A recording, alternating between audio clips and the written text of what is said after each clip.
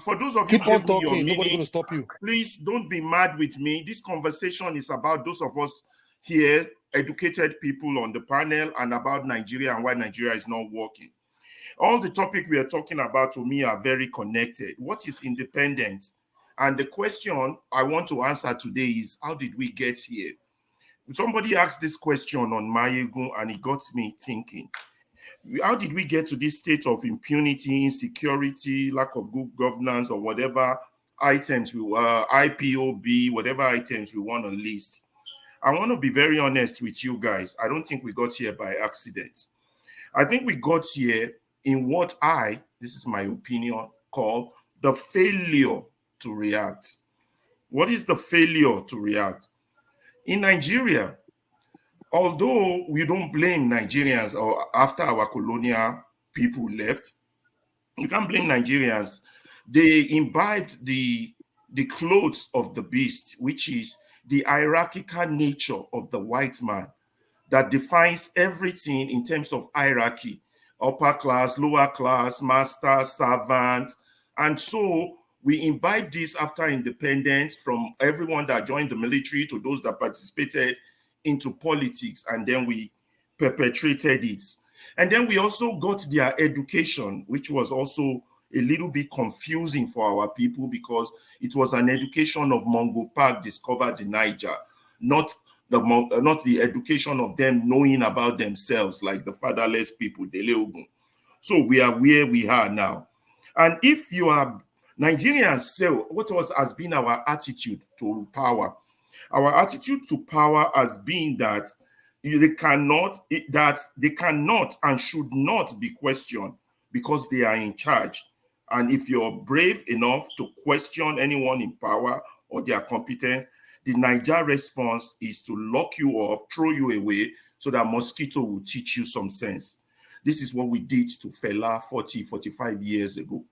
Now, Fela went to school abroad along with his other colleagues who learned to go learn the white man's way. Before he was a little bit radicalized in America when he met one woman. Now, all his other brothers that he left behind, when this injustice was happening to Fela, they didn't say a word. They faced their book. They put on croak. He sang everything in his song and put him to jail to the point that the judge come back to beg. Not only did they do it to Fela, it all started also with Awolowo. The Awolowo case, the judge throws him in jail, and judge's statement was, "My hands are tied." It begs the question: if you go to school to be a doctor, a carpenter, a lawyer, and your hands are tied, would you want a doctor whose hands is tied to treat you, or an engineer whose hands is tied to build your bridge? That is the question that we face. So our problem lies with the educated people and the type of education we have. And me and you here speaking today, we are one of them. We are one of them because we don't react. Let me take you spiritual now. I'm a man of faith. And when I ask for forgiveness from God, I say, God, at least in my church, we say, forgive me for the things I've done and for the things I have failed to do. One day it struck me, why should the things I failed to do be a sin? Shouldn't it be the things I have done that should be sinful? Yeah, but the thing, God has put a mandate on each man that what you do not do sometimes can become a sin. The same thing you could, and that takes me straight into nature. Nature abhors non-reaction. If you look at physics, for every action, there's always an equal and opposite reaction. If nature abhors not reacting, then why are we human beings not reacting when things happen? We just stay calm for one reason or the other. We could outline that in several books. So here we are where our country is, and we still perpetrate these activities right here on this panel, whereby everybody's opinion is this. Everybody is quick at condemning this, condemning that, condemning Tinubu, condemning the government. But do we take a mirror and look at ourselves and say, what is my contribution to this? You know, I respect, if you want to look at life in itself, evolution in itself is a reaction. If nature tries to destroy you, you fight back. When bacteria attack your blood cells, the body immune system fight back. If you don't react to change or evil, you will go extinct. And that is the story of Nigeria right now. We're gradually going extinct because we are justifying non-reaction for non reason or the other. So let us look at each other and see how each of us respond. We have the likes of Dele. He's acting his role now. He's talking every day. We have the likes of Elvis acting his role, talking every day. The likes of Omoye Kona talking. The likes of Rudolf talking, and the likes of those of you here talking. But the fact is that sometimes, even while you're talking, you see this very little injustice in front of you and you still don't react. This is part of it. And there are those that are reacting, but they are reacting in the wrong direction. They are reacting in the direction of the storm. The storm is coming, they are reacting, they are heading the storm. They call themselves intellectuals. And I attack those ones, not attack them. I mean, I attack their point of argument, the attack of issues that, don't you know that position you just held contributes to the oppression of my people? Well, everybody's educational level is different. You might be thinking as a professor, but they are still at elementary level. So you got to come back to that level. That's why my colleagues, I debate, others I teach. We have to teach ourselves as Nigerians that this issue of not reacting, particularly those of us who are privileged, we need to check our privilege, and we need to examine our sense of privilege and say, what am I reacting to? Is the reaction enough? Should I react more? Should I react less? Now, don't react to the point of killing yourself. That might be dangerous. Obi in his position is reacting. Like I said, Fela has reacted, he's gone to his grave now. Nigerians that are jackpying, they are reacting. They are escaping from something.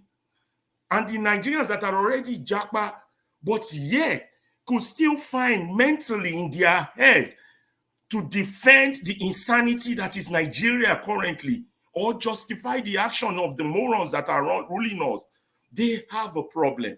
I can't define their problem for them because I'm not a doctor, but the fact still remains. Reaction matters.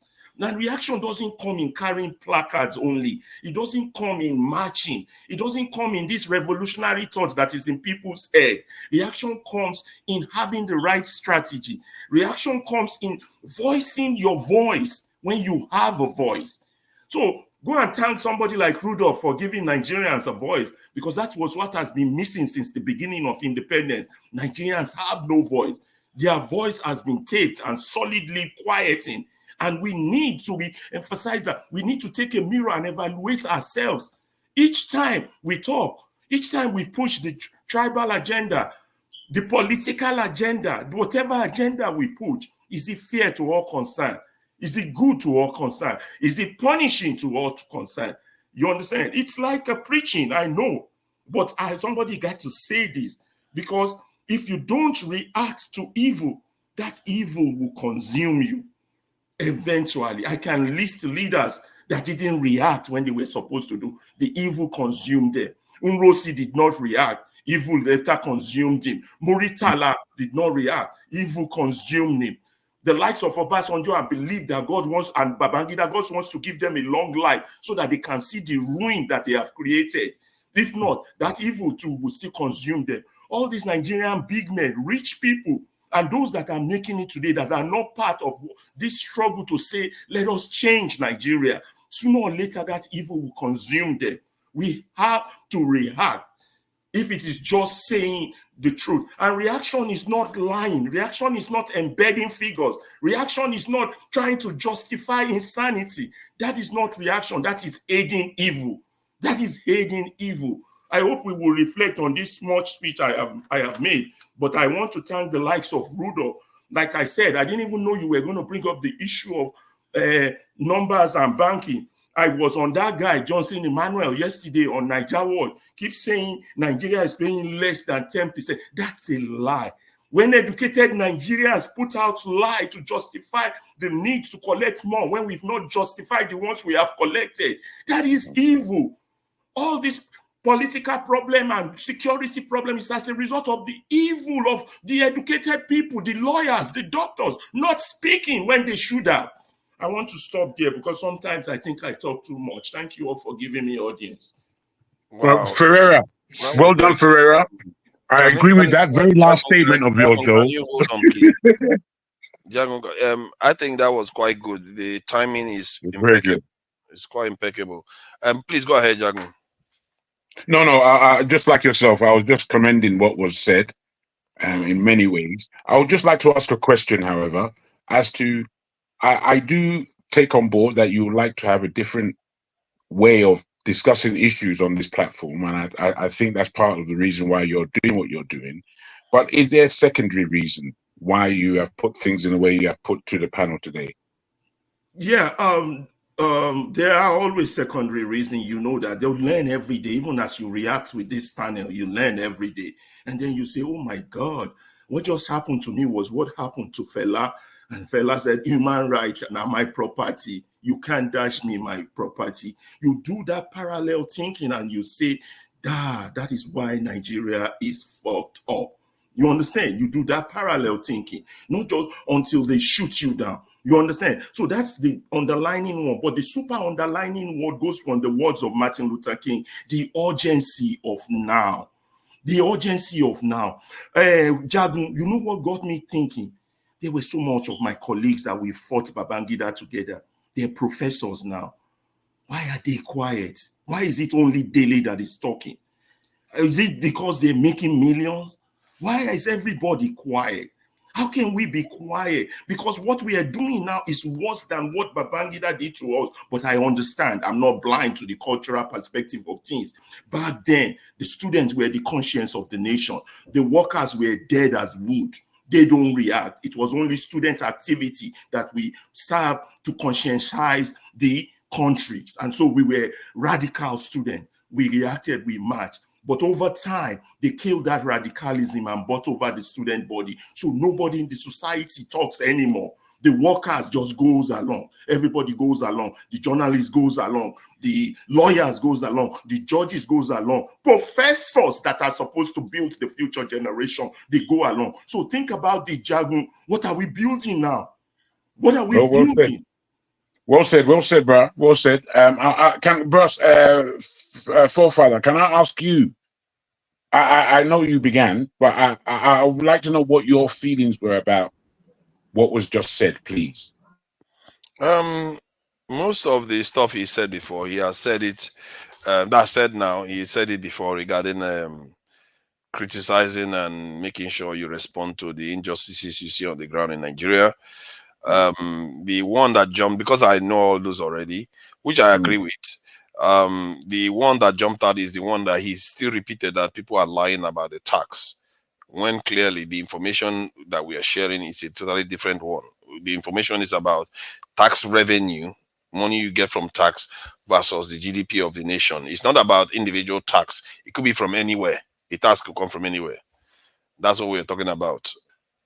Yeah, please go ahead. It was to compare tax revenue to GDP. Let me ask you this simple question. Where does GDP revenue comes from? Is it only from tax? No, it's from transactions. So why are you presenting that data? GDP revenue comes from. It could come from tax. GDP is not it could revenue. Come from resources. It could come from so many areas. So activities. It's not just from. So that data is telling us that we're collecting less because GDP revenue comes from tax, which is a lie. Eh? You didn't get me. Let me repeat GDP revenue doesn't come from tax. It does, but that's not the only GDP thing revenue. that makes GDP revenue. Tax is not. Sorry, Ferrari. GDP is so way larger than tax. I know. We're saying the same thing. GDP, not the other way around. So tax why would you? Can you just listen, please? Tax has to come from GDP, not the other way around. That's how it works. I never heard that before in my life. Go on. We can move on. We didn't know that. No, tax doesn't come from GDP. I'm not agreeing with you. GDP encompasses all economic activity. No, GDP is all the income your nation gathers. That's your GDP. All of them, isn't it? All the income. Taxes, then they take tax from selling them. Materials, resources, everything your nation gathers, that's your GDP, gross domestic product. Exactly. All the financial and economic Yeah, so activity don't in the connect country. tax and GDP, because tax is not Why the not? only thing that generates GDP. Let's just stop there and move on. I don't know whether you understand the concept. We might have to have that another day, bro. Yeah, Please. yeah. It